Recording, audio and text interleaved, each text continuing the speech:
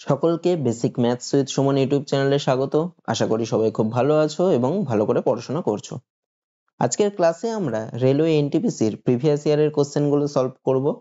তা তোমাদের 2020 সালের 28শে ডিসেম্বরের ফার্স্ট শিফটের 15টা প্রশ্ন আমি আগের ক্লাসে করিয়েছিলাম, তো বাকি 15টা প্রশ্ন এই ক্লাসে করাবো। তোমাদের রিকোয়েস্ট করব তোমরা ভিডিওটা একদম প্রথম থেকে শেষ অবধি দেখো।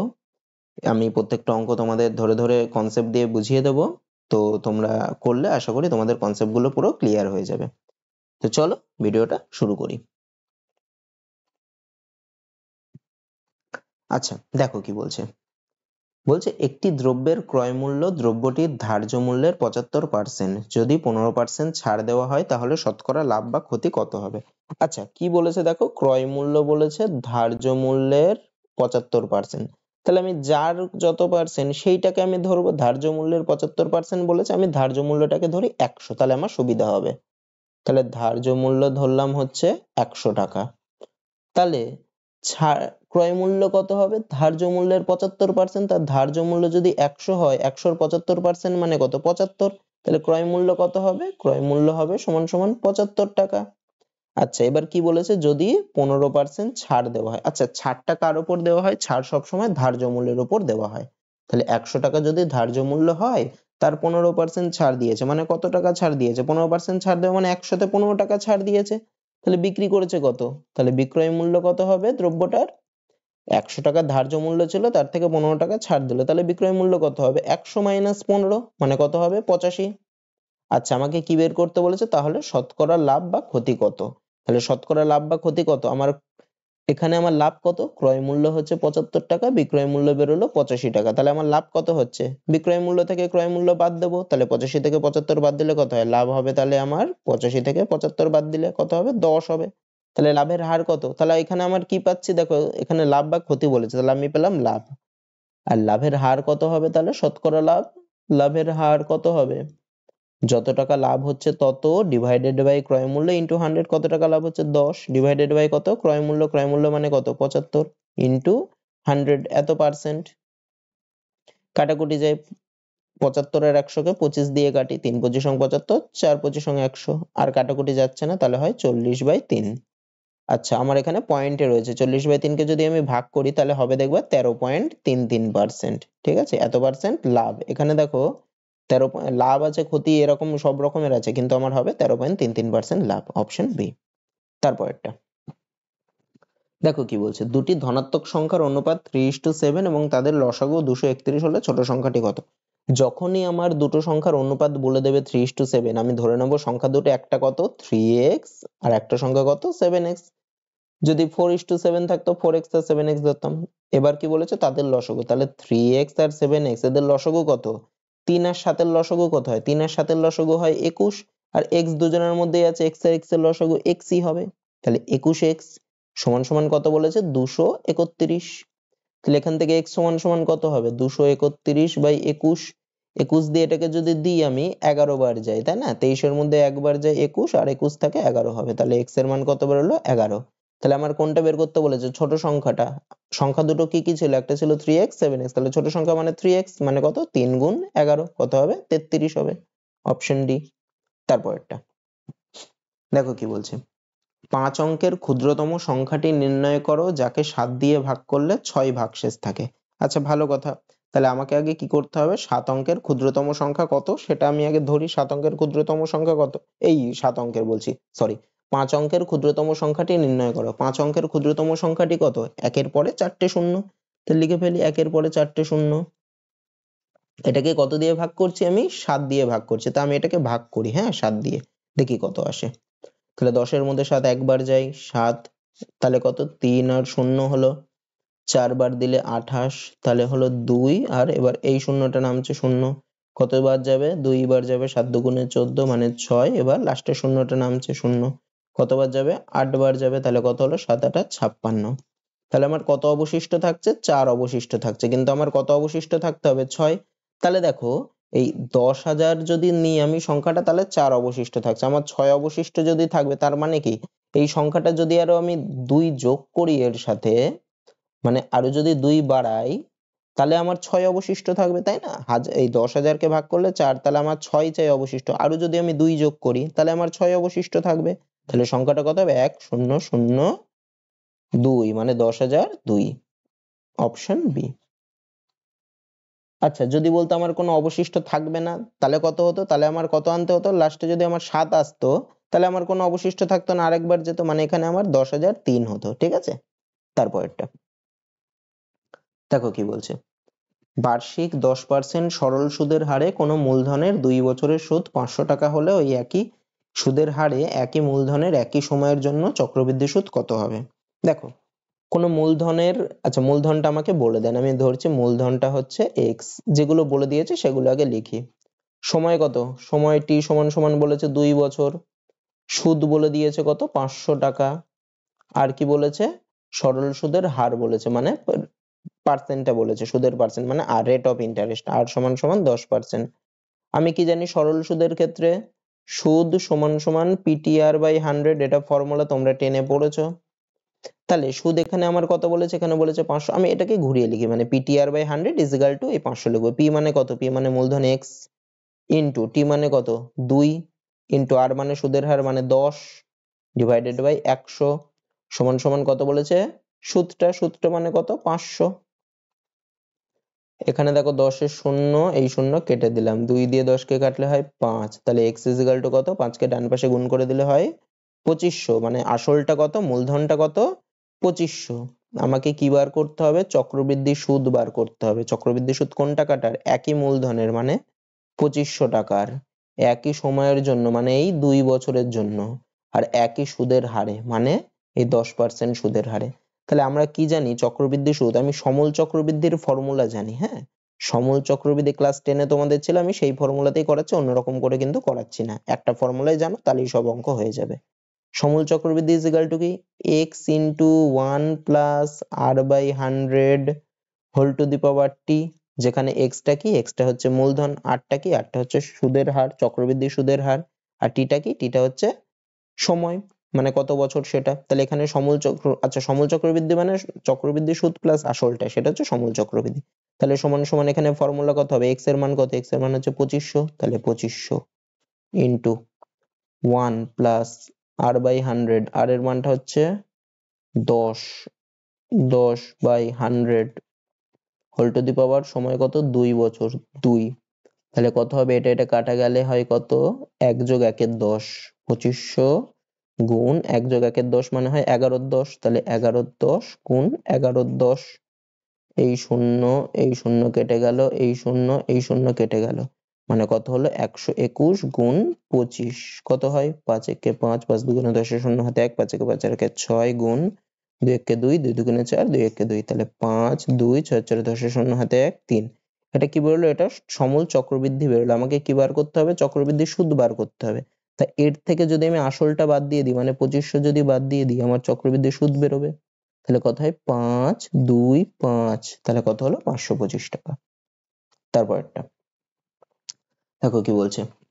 x ও y একসাথে একটি কাজ 12 দিনে, y ও z একসাথে কাজটি 18 দিনে এবং x ও z একসাথে কাজটি 15 দিনে করতে পারে। তাহলে x y ও z একসাথে কাজটি কত দিনে করবে? দেখো কি বলছে, x ও y করছে 12 দিনে। আমি কি জানি? পুরো কাজটা মানে হচ্ছে আমার এক অংশ কাজ। তাহলে 12 দিনে x ও y কতটা করছে? এক অংশ। তাহলে একদিনে কতটা করবে? x আর y মিলে একদিনে কতটা করবে? 12 দিনে যদি এক অংশ করে, একদিনে করবে 1/12 অংশ। একই রকম করে y আর z 18 দিনে এক অংশ করছে, তাহলে একদিনে কতটা করবে? 1/18 অংশ। আর x আর z একদিনে কতটা করবে? 1/15 অংশ।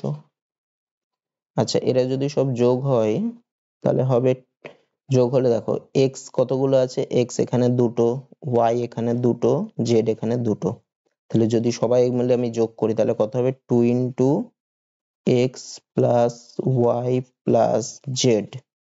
এরা একদিনে কতটা করবে? এই তিনটের যোগ, 1/12, 1/18, 1/15, 1/12 যোগ 1/18 যোগ 1/15। এটা লসাগু করলে হয় 12 18 আর 15, লসাগু করলে হবে 180। 12 15 180 যোগ 18 10 কে 180 যোগ 15 12 কে 180, তাহলে কত হচ্ছে 15 আর 10 এ 25 আর 2 এ 27/180। এটাকে কাটাকুটি যাই, এই 27 না, এটা হবে 37। হ্যাঁ, 25 আর 10 এ এই 15 আর 10 এ 25 আর 12 37 হবে, 37/180। আচ্ছা, আমার 2 ইনটু এটা ছিল, তাহলে আমার 2টাকে ডান পাশে পাঠাতে হবে। আমার কি চাই, তিনজন মিলে কতটা করছে, তাহলে x plus y plus z সমান সমান কত হবে, এই 2টাকে যদি ডান পাশে পাঠাই তাহলে নিচে গিয়ে গুণ হয়ে যাবে। তাহলে কত হবে 37/360। আমার কি চেয়েছে, এটা কি বের করলাম আমি, এরা তিনজন মিলে একদিনে কতটা করছে। আমাকে কি বের করতে হবে, তারা একসাথে কাজটি প্রায় কত দিনে শেষ করে। তাহলে এই যে একদিনে যেই অংশটা করে, এটাকে যদি উল্টে দেওয়া হয় তাহলে এই কত দিনে কাজটা শেষ করে বেরিয়ে যাবে। তাহলে এটাকে উল্টাতে হবে, উল্টালে হবে 360/37 দিনে। আচ্ছা, এরকম তো নেই, এটাকে আসলে হয়, এটাকে করলেই প্রায় কত দিনে বলেছে, তার মানে এটা হবে 10 কাছে আসবে। এটা অ্যাপ্রক্সিমেট টু 10, মানে 10 দিয়ে গুণ করলে 370, অ্যাপ্রক্সিমেট টু 10। তাহলে কত দিনে শেষ হবে, এই 10 দিনে। তারপরেরটা, হরিশের মাসিক বেতন 45,000 টাকা। সে ওই বেতনের 1/3 অংশ পড়াশোনার জন্য এবং 2/6 অংশ খাবার ও অন্যান্য খাতে খরচ করে এবং বাকি অংশ সঞ্চয় করে। তাহলে বেতন কত বলেছে, তাহলে তার সঞ্চয় কত। বেতন বলেছে 45,000, ওই বেতনের 1/3 অংশ পড়াশোনার জন্য, তাহলে পড়াশোনার জন্য কত খরচ করে, 45,000-এর 1/3 অংশ, মানে 45,000 গুণ 1/3, এত। কাটাকুটি যাই, 3 আর 45 কে 15,000 হবে। তাহলে কত হয়, পড়াশোনার জন্য খরচ করে 15,000 টাকা। আচ্ছা, এবং 2/6 অংশ খাবার ও অন্যান্য খাতে। 2/6 মানেও কত, 2/6 মানেও সে 1/3, কাটাকুটি যায়, 2 আর 6 করলে কত হয়, 1/3 হয়। তার মানে এই 45,000-এর 1/3 অংশ মানে 15,000। তাহলে পড়াশোনার জন্য খরচ করে 15,000, তাহলে অন্যটাও খরচ করবে সেই 1/3 অংশ মানে 15,000-ই। তাহলে খাবার ও অন্যান্য খাতের জন্যও খরচ করে 15,000 এবং বাকি অংশ, তাহলে টোটাল এই দুটো মিলে খরচ হলো কত, 30,000। 15,000 আর 15,000 যোগ করলে তাহলে বাকি থাকলো কত, বাকি থাকলো হচ্ছে, টোটাল ছিল 45,000। 45,000 থেকে আমি যদি এটা বাদ দিই তাহলেই বাকি অংশ বেরিয়ে গেল। তার মানে কত হবে, 15,000। 45,000 থেকে 30,000 বাদ দিলে, তাহলে এটাই সে সঞ্চয় করে, 15,000। তারপরটা দেখো কি বলছে, 180 ভাগ 2 কিউব প্লাস 3 স্কোয়ার প্লাস 1। এটা এটা দেখো, আগে কার কাজ হয়, আগে ফার্স্ট ব্র্যাকেটের কাজ হবে। তাহলে এইটার কাজটা আগে হবে। এটা মানে কত, 2 কিউবের মান কত 8 যোগ 3 স্কোয়ারের মান কত 9 যোগ 1, তাহলে কত হচ্ছে 8 আর 9 17 একে 18, মানে কত হলো 180 ভাগ 18 যোগ 37 মাইনাস 20। তাহলে আগে ভাগের কাজ হবে, 180 ভাগ 18 করলে কত হয় 10 হয়, যোগ 37 বিয়োগ 20, তাহলে 10 আর 37 যোগ করলে হয় 47 বিয়োগ 20, মানে হবে 27 ডি। তারপরটা, আচ্ছা এখানে কি রয়েছে, 6 এর 5 অফ আছে। অফ মানে হচ্ছে এর মানে গুণ হবে, অফ মানে এর মানে গুণ হবে। তাহলে আমার কি করতে হবে, আগে এই ফার্স্ট ব্র্যাকেটের কাজটা করে নিতে হবে। তাহলে কত কত রয়েছে, 1 এর 3 যোগ 2 এর 4। আমি লসাগু করি, কত হয়, 3 আর 4 এর লসাগু 12, মানে 3 4 12 যোগ 3, 3 দুগুণে 6, মানে হচ্ছে 10 এর 12। কাটাকুটি যায় 2 দিয়ে, তাহলে হয় 5 এর 6।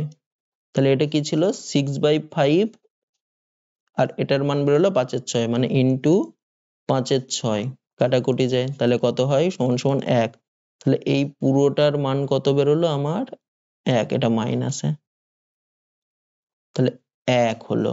তারপরে মাইনাস, মাইনাস কি, এবার এইটার করব, এটা কত আছে, 3 এর 10 যোগ 12 20, লসাগু কত হবে 20, 10 দুগুণে 20, মানে 3 দুগুণে 6 যোগ 12, তাহলে হলো কত 18/20, 2 দিয়ে দিলে 9/10।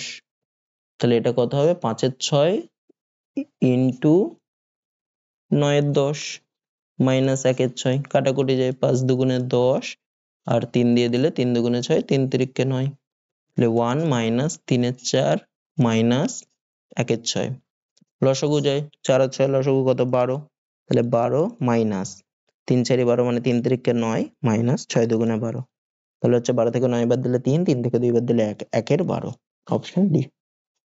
তারপর একটা দেখো কি বলছে, a cube minus b cube is equal to 625 R a square minus b square is equal to 25 R a plus b is equal to 5 হলে তাহলে a square plus ab plus b square এর মান কত? দেখো কি বলেছে, a plus b is equal to 5 বলেছে আর a square minus b square is equal to 25 বলেছে। তো এটার ফর্মুলা কি? a square plus b square এর ফর্মুলা কি? a plus b into a minus b, সেটা সমান সমান 25। a plus b এর মান কত বলেছে? 5 বলে দিয়েছে, তাহলে এখানে 5 বসায়, তাহলে 5 into a minus b is equal to 25। তাহলে a minus b সমান সমান কত হবে? 25/5, মানে কত হবে? 5 হবে।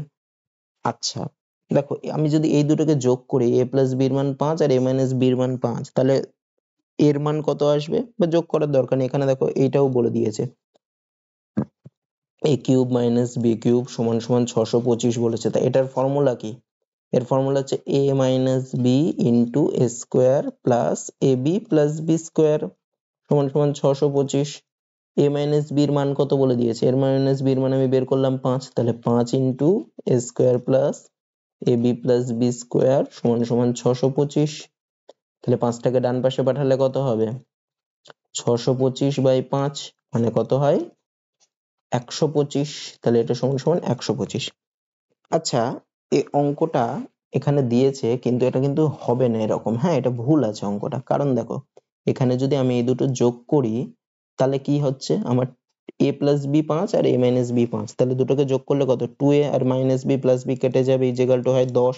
তাহলে এর মান হয় 5 আর b এর মান কত হয়ে যাচ্ছে? b এর মান হয়ে যাচ্ছে 0। ঠিক আছে, তাহলে এখানে আমি যদি এখানে বসাই এই এই এই সমীকরণে a cube minus b cube 625 বসাই, তাহলে a কিউবের মান মাইনাস b কিউবের মান কত হচ্ছে? 5 এর কিউব মানে 125 মাইনাস 0 125 হচ্ছে। তো এটা 125 625টা ঠিক হবে না, হ্যাঁ এখানে এই জন্য অপশনটা নেই, এখানে কোনো কিছু ভুল আছে অঙ্কটায়। ঠিক আছে, তারপরটা দেখো কি বলছে, 5 পূর্ণ 2 এর 3, 5 পূর্ণ 2 এর 3 মানে কত? 3 5 15 2 17/3। এগুলো সব পয়েন্টে রয়েছে, তাহলে এটাও আমি পয়েন্টে বার করি, তাহলে 17 দিয়ে ভাগ করি, মানে 17কে ভাগ করি, 3 5 15, 2 পয়েন্টে আনতে হবে, পয়েন্টের জন্য 0 নিলাম, 3 6 18, 2 পয়েন্টের জন্য 0 নিলাম, 3 6 18, 2 দেখো এখানে সর্বোচ্চ 3 ঘর রয়েছে, তো আমি 3 ঘর অবধি দিই, হ্যাঁ মানে এখানে আবার 0 নিলাম, 6 6 6 6 চলতে থাকবে, তাহলে আমি লিখতে পারি এটাকে 5.667। ঠিক আছে, তার সাথে কত যোগ হয়েছে? প্লাস 0.73, এটাকে যোগ করে নি, তাহলে 7 6 আর 3 9, 7 আর 6 13, 3 হাতে 1 5 আর 1 6, তার থেকে কতবার যাচ্ছে? মাইনাস 3.123, মাইনাস 3.123 বিয়োগ করলে কত হচ্ছে? 4 7 2.3, 3.274। তো 3.274, আচ্ছা এখানে 3.27 আছে, এটাই হবে, এখানে কিছু গন্ডগোল হয়েছে হয়তো, যাই হোক এরকম করে এটা হবে, হ্যাঁ 3.27 আছে, এটাই হবে। এখানে তাহলে 6 ধরেছে হয়তো, এখানে 6 7 যদি আমি ধরতাম তাহলে কত হতো? 5.67 যদি ধরতাম আর 0.73 যদি ধরতাম, তাহলে 7 আর 3 10 হাতে 1, 8 আর 6 14, আর এটার থেকে যদি আমি মাইনাস করতাম 3.123 তাহলে হতো, তাহলেও হচ্ছে না। যাই হোক এটা 3.27ই হবে, এখানে কোনো গন্ডগোলের জন্য এরকম হচ্ছে। তারপরেরটা, আচ্ছা আচ্ছা এই অঙ্কটা না ভুল আছে, হ্যাঁ এখানে অপশনে এটা কোনো ভুল দিয়েছিল, ওই জন্য হবে না। আর যদি করতে হয় এটা তাও বলে দিচ্ছি আমি কি করে করতে হবে। কি রয়েছে? 5 sin 14 ডিগ্রি sec 76 ডিগ্রি। তো যখনই এরকম থাকবে না 14 আর 76 এদের মধ্যে না একটা সম্পর্ক রয়েছে। কি সম্পর্ক রয়েছে? আমি এটাকে কি লিখতে পারি? 5 sin 14 যেরকম রয়েছে লিখলাম, sec 76 কে কি লিখতে পারি? sec 90 degree minus 14 degree. এটাকে বলে পূরক কোণের ফর্মুলা। পূরক কোণ কাকে বলে? দুটো কোণের সমষ্টি যদি 90 ডিগ্রি হয় তাহলে একটা কোণকে অপর কোণের পূরক কোণ বলে। আচ্ছা আমাদের কিছু ফর্মুলা এখানে জানতে হবে, আমি কিছু ফর্মুলা এখানে বলে দিই। দেখো sin 90 ডিগ্রি মাইনাস থিটা যদি হয় সেটা সমান সমান হবে cos থিটা, মানে sin এর পূরক কোণ হচ্ছে cos, আর cos এর পূরক কোণ কত হবে? তাহলে sin হবে, 90 ডিগ্রি মাইনাস থিটা করলে হয় sin থিটা। একই রকম করে sec এর পূরক কোণ হয় cosec, মানে sec 90 ডিগ্রি মাইনাস থিটা করলে হয় কোসেক থিটা, আর কোসেকের করলে হবে সেক, কোসেক 90 ডিগ্রি মাইনাস যদি থিটা করি তাহলে হবে সেক থিটা, আর tan এর হবে cot, cot এর হবে tan, tan 90 degree minus theta করলে হয় কত cot থিটা, আর যদি আমি cot এর করি তাহলে হবে tan থিটা। ঠিক আছে, তাহলে এখানে দেখো sec 90 মাইনাস থিটা আমি কি sec 90 ডিগ্রি মাইনাস 14 ডিগ্রি মানে আমি লিখতে পারি সেকের পুরক্ষণ কোনটা, এই যে কোসেক, মানে কোসেক 14 ডিগ্রি, তাহলে 5 sin 14 degree into cosec 14 degree. আবার কি জানি কোসেক কার উল্টো, কোসেক হচ্ছে সাইন এর উল্টো, তার মানে cosec theta is equal to কি, কোসেক হচ্ছে 1 বাই সাইন, সাইন এর উল্টো করলে কোসেক হয়, আর সেক হয় কার উল্টো, কস এর উল্টো, মানে সেক থিটা আমি লিখতে পারি 1 বাই কস থিটা, আর কট হচ্ছে tan এর উল্টো, কট থিটা ইজ ইকুয়াল টু আমি লিখতে পারি 1 বাই tan থিটা। ঠিক আছে, তিনটে আমি বলে দিলাম।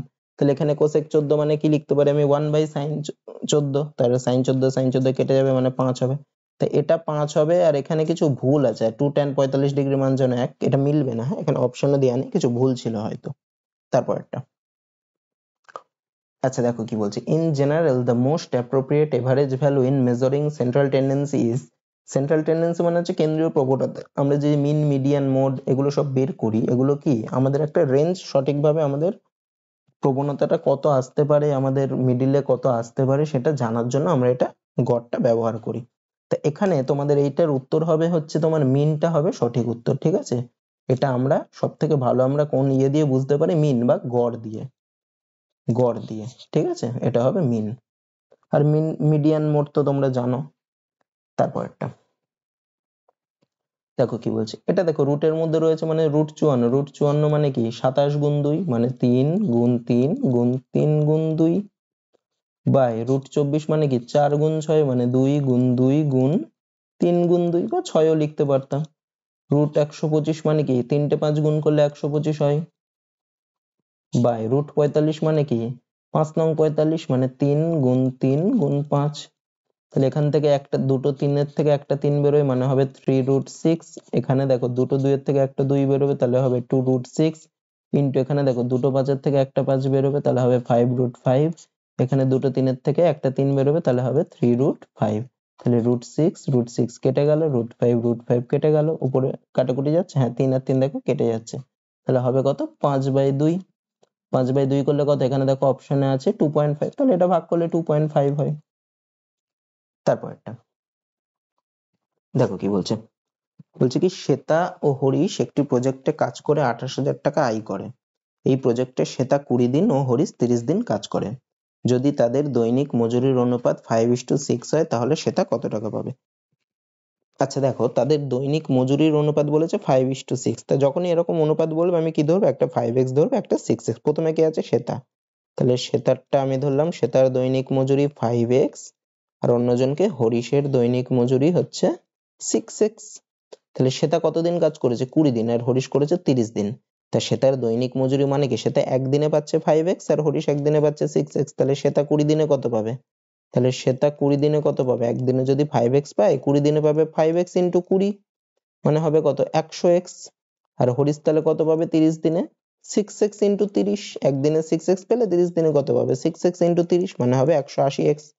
এই দুটো মিলেই তো হচ্ছে টোটাল কত টাকাটা পেয়েছিল, 28,000 টাকা আয় করছে, এই দুটোর যোগফলই হচ্ছে 28,000, তাহলে 100x প্লাস 180x সমান সমান হচ্ছে তোমার 28,000, দুটো যোগ করলে কত হয় 280x, তাহলে 280x ইজ ইকুয়াল টু 28,000, তাহলে x সমান সমান কি হবে 28,000 ডিভাইডেড বাই 280, তাহলে একটা শূন্য কাটলো আর 28 কে 100 হবে মানে x এর মান হবে 100 টাকা। তাহলে কি বলেছে শ্বেতা কত টাকা পাবে, শ্বেতা মোট কত টাকা পাচ্ছে 100x, তার মানে কত 100 গুণ 100 মানে একের পরে 4টে শূন্য মানে 10,000 টাকা পাবে, অপশন সি।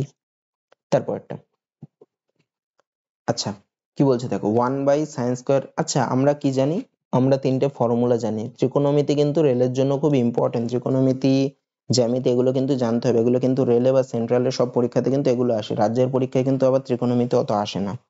দেখো আমরা কি জানি, sine square theta plus cos square theta is equal two 1, এখানে থিটা মানে খালি থিটা না, মানে দুটোই যদি সেম কোণ হয়, যদি সাইন স্কোয়ার 10 ডিগ্রি হয় কস স্কোয়ার 10 ডিগ্রি তাহলেও 1 হবে, এখানে দেখো বলেছে sine square 65 degree plus cos square 65 degree তাহলেও আমার 1 হবে। আচ্ছা আর কি জানি, আর জানি হচ্ছে cosec square theta minus cot square theta সমান সমান 1। আর কি জানি sec square theta minus tan square theta is equal to 1। এগুলো কিন্তু মুখস্থ রাখতে হবে। আচ্ছা, এবার অঙ্কে আসি। তাহলে এই যে sine square theta plus cos square theta মানে একই জিনিস রয়েছে, এর জায়গায় আমি কি লিখবো 1। তাহলে 1/1 মানে 1 প্লাস উপরে রয়েছে কত সাইন 15 আর নিচে রয়েছে 75। দেখো 15 আর 75 এর মধ্যে কি সম্পর্ক, একটু আগের অঙ্কটাতে করালাম। 75 মানে আমি কি লিখতে পারি 90 মাইনাস 15। আমি একটাকে রাখবো 15, অন্যটাকে চেঞ্জ করব। তাহলে সাইন 15 যেরকম আছে রাখলাম বাই কস 75 কে আমি কি লিখতে পারি কস এটা 90 ডিগ্রি মাইনাস 15 ডিগ্রি লেখাই যায় প্লাস এটাও ঠিক সেম করব, যে কোনো একটাকে চেঞ্জ করব। আমি যদি কসটাকে 65 রাখি তাহলে নিচেরটাকে চেঞ্জ করা যায়, 25 কে কি লেখা যায় 90 মাইনাস 65। তাহলে নিচেরটা কি হবে সাইন 90 ডিগ্রি মাইনাস 65 ডিগ্রি। তাহলে সমান সমান এক যেরকম আছে লিখি প্লাস সাইন 15 ডিগ্রি। আচ্ছা, একটু আগে তোমাদের লিখিয়েছিলাম পুরক্ষণের ফর্মুলা দিয়ে cos 90 মাইনাস থিটা মানে সাইন থিটা। তাহলে এখানে cos 90 মাইনাস 15 ডিগ্রি আছে মানে হবে সাইন 15 ডিগ্রি। একই রকম করে প্লাস cos 65 ডিগ্রি। এখানে কত আছে দেখো সাইন 90 ডিগ্রি মাইনাস 65 ডিগ্রি, এটা মানে আমি কি লিখতে পারি cos 65 ডিগ্রি। একটু আগেই তোমাদের দেখালাম। তাহলে এটা কেটে যায় মানে 1, এটা কেটে যায় মানে 1। তাহলে কত হলো 1 যোগ 1 যোগ 1 মানে 3। আচ্ছা, এটা সমান সমান কত বলেছিল √3 tan a। তাহলে √3 tan a সমান সমান হচ্ছে 3। তাহলে tan a সমান সমান কত হবে 3/√3। 3/√3 করলে কত হয় √3 হয়। আচ্ছা, তাহলে আমার কি বের করতে হবে এর মান কত। দেখো tan কতর মান √3, আমরা জানি tan 60 ডিগ্রির মান √3। প্রত্যেকটার মান কিন্তু মুখস্থ রাখতে হবে। তাহলে tan a is equal to √3। তাই √3 জায়গায় আমি কি লিখতে পারি tan 60 ডিগ্রি, মানে এর মান কত হবে 60 ডিগ্রি, মানে অপশন এ হবে। আচ্ছা, তো তোমাদের এই শিফটের 23টা প্রশ্ন হয়ে গেল। আজকে 15টা আমি করালাম, আগের দিন 15টা করিয়েছিলাম। তো আমি এভাবেই তোমাদের প্রত্যেকটা শিফটের ম্যাথ কোশ্চেন গুলো করাতে থাকবো। তো তোমরা ভিডিওটা দেখে আশা করি তোমাদের ভালো লেগেছে, তোমরা অনেক কিছু শিখতে পারবে। তো শেখার জন্য চ্যানেলটাকে অবশ্যই সাবস্ক্রাইব করো, সাবস্ক্রাইব করে বেল আইকনটিতে অবশ্যই ক্লিক করে রাখো, যাতে পরবর্তী ভিডিও নোটিফিকেশন গুলো তোমার কাছে খুব সহজে পৌঁছে যায়। তো আশা করি তোমাদের ভালো লেগেছে, আর চ্যানেলটার সাথে জুড়ে থাকো, আরো অনেক কিছু তোমরা শিখতে পারবে। তো চলো, গুড নাইট, দেখা হচ্ছে পরের ভিডিওতে।